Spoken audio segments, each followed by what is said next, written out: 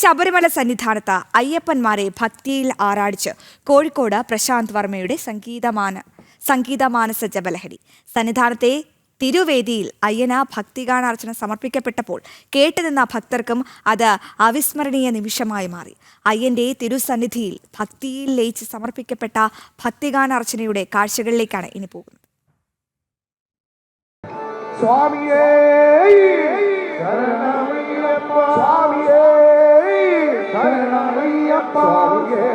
ശരണം ശരണമെന്തയ്യപ്പ സ്വാമിയല്ലാതൊരു ശരണമില്ലയ്യപ്പ സ്വാമിയേ ശരണം ശരണമെന്തയ്യപ്പ.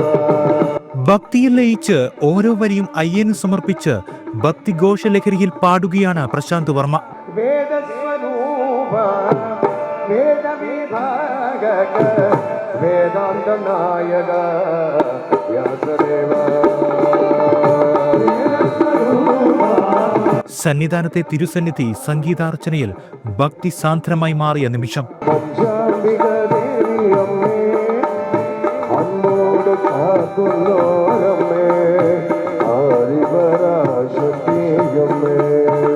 സ്വാമി ശരണം ശരണമയ്യപ്പ വിളികൾ മാത്രം മുഴങ്ങുന്ന അന്തരീക്ഷത്തിൽ ഭഗവാന്റെ സ്തുതികൾ മനോഹര ഈണത്തിൽ മുഴങ്ങിയപ്പോൾ തിരുവേദിക്ക് മുന്നിൽ ഭക്തിയിൽ ലയിച്ച് ഭക്തരും.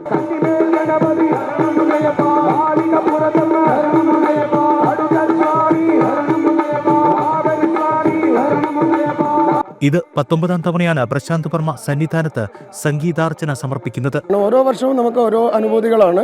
ഈ വർഷം വളരെ കുറെ കൂടെ പോസിറ്റീവായിരുന്നു. 18 വർഷം കഴിഞ്ഞിട്ട് 3 വർഷം മാറി നിന്നു. ഇപ്രാവശ്യം വീണ്ടും തുടങ്ങുകയാണ്. അപ്പോൾ എല്ലാ മീഡിയയും പ്രത്യേകിച്ച് ജനം TV അടക്കമുള്ള മീഡിയ എനിക്ക് സപ്പോർട്ടീവായിട്ട് നിൽക്കുന്നു.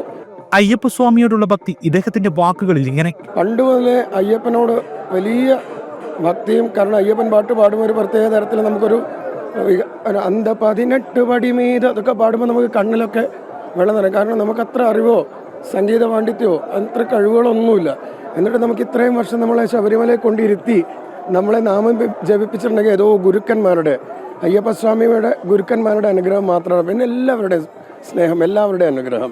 അയ്യന്റെ തിരുസന്നിധിയിൽ സംഗീതാർച്ചന നടത്താൻ കഴിഞ്ഞതിന്റെ നിർവൃതി, ഒപ്പം അയ്യപ്പ ഭക്തരെ സംഗീത മാന്ത്രികതയിൽ ഭക്തിയിൽ ലയിപ്പിക്കാൻ കഴിഞ്ഞതിന്റെ സന്തോഷത്തിലുമാണ് പ്രശാന്ത് വർമ്മയും സംഘവും മലയിറങ്ങിയത്.